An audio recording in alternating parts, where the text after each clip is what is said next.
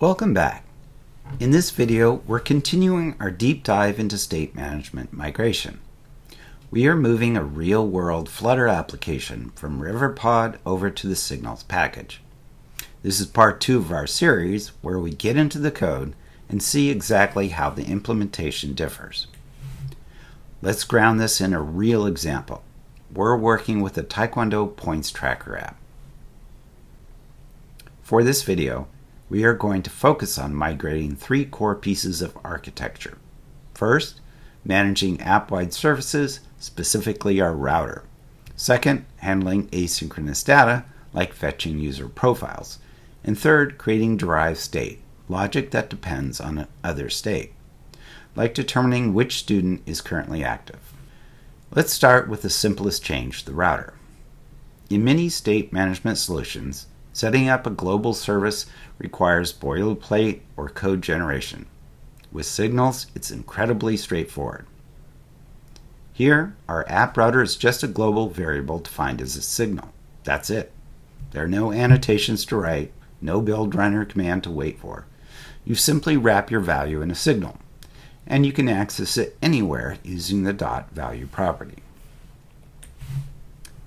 Now, let's look at asynchronous data. In Riverpod, you might use an async notifier. In Signals, we use future signal. Take a look at this profile signal. It's designed specifically to handle futures. The beauty here is that it automatically manages the state lifecycle for you, giving you async loading, async error, and async data objects right out of the box. You don't need a separate view model class just to fetch this data. Also, for real-time updates like authentication status, we use stream signal. It listens to the stream and updates the value whenever a new event comes in.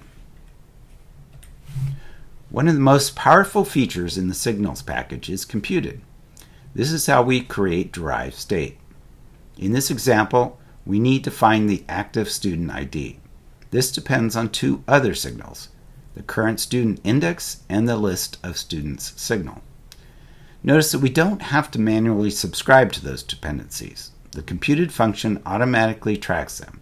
If the index changes or if the student list updates, this code reruns. It's efficient, reactive, and keeps your logic clean. Sometimes you need to trigger an action when state changes, rather than just updating a value. An effect is a side effect. It runs automatically whenever a signal changes. Here we have profile copy effect. It watches the auth-ready signal. When that signal switches to needs profile copied, the effect triggers an async function to copy the profile and refresh the account. It's a great way to react to state changes without cluttering your widget tree. What about refreshing data? Say a user pulls to refresh a list. With Signals, you don't need to create a special method in a controller.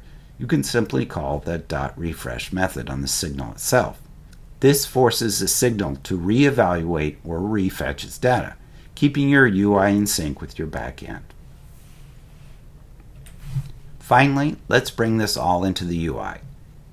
You don't need a consumer widget or a ref parameter. You can use a standard stateless widget. Inside the build method, you just call eventSignal.watch context. This line subscribes your widget to the signal. If the signal changes, the widget rebuilds. And since future signal gives us those nice async states, we can use a clean Dart pattern matching switch to handle our loading, error, and data states elegantly. It's clean, readable, and requires very minimal boilerplate. Let me know your thoughts in the comments. Thanks for watching and keep learning.